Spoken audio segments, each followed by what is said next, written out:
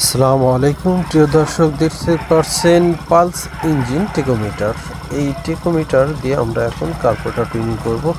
Carburettor tuning করতে গেলে সর্বপ্রথম আমাদেরকে আইডিয়াল স্ক্রু টাইট দিয়ে আরপিএমটাকে নির্দিষ্ট পরিমাণ বাড়িয়ে নিতে হবে, যেমন 1400, 1800, 1500 ইত্যাদি। তো আমরা এই বাইকের ক্ষেত্রে 1600 প্রায় আরপিএম বৃদ্ধি করলাম। এবং এখন আমাদের মেন কাজ হচ্ছে এয়ার ফুয়েল মিক্সার স্ক্রু। এই স্ক্রুকে আমরা টাইট দিতেও পারি বা লুজ দিতে পারি। তো সাধারণত আমরা এটাকে টাইট দিয়ে এমন জায়গায় নেব আরপিএমটা কমে যাবে, কিন্তু যাতে গাড়ি স্টার্ট বন্ধ না হয় সে পর্যন্ত আমরা টাইট দিয়ে নেব।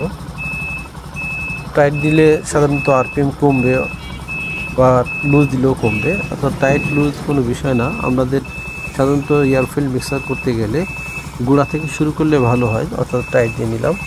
তো টাইট দেওয়ার পরে আমরা ধীরে ধীরে আবার এটাকে লুজ দেব, এমনকি মিটারে লক্ষ্য করব যে আমাদের আরপিএমটা কত বৃদ্ধি করলো।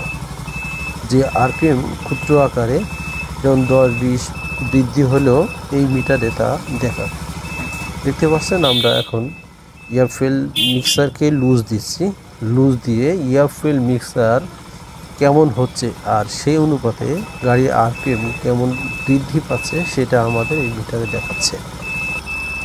এইভাবেই আমাদের আইডিয়াল স্ক্রু লুজ দেওয়ার ফলে আমাদের আরপিএম দাঁড়ালো 1960। তো এই পর্যন্তই আমরা রাখলাম। আমরা আর লুজ দিলে আমাদের আরপিএম হয়তো আর বাড়বে না, এটা আমরা বুঝতে পারলাম মোড়ানোর স্ক্রু লুজ দেওয়ার কারণে।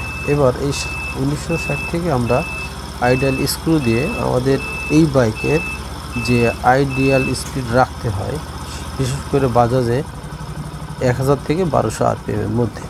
তো আমরা এখন আইডিয়াল স্টার্ট বা আইডিয়াল আরপিএমকে সেটিং করে আমাদের বাইক চালাবো। আমরা অবশ্যই এই মিটার দিয়ে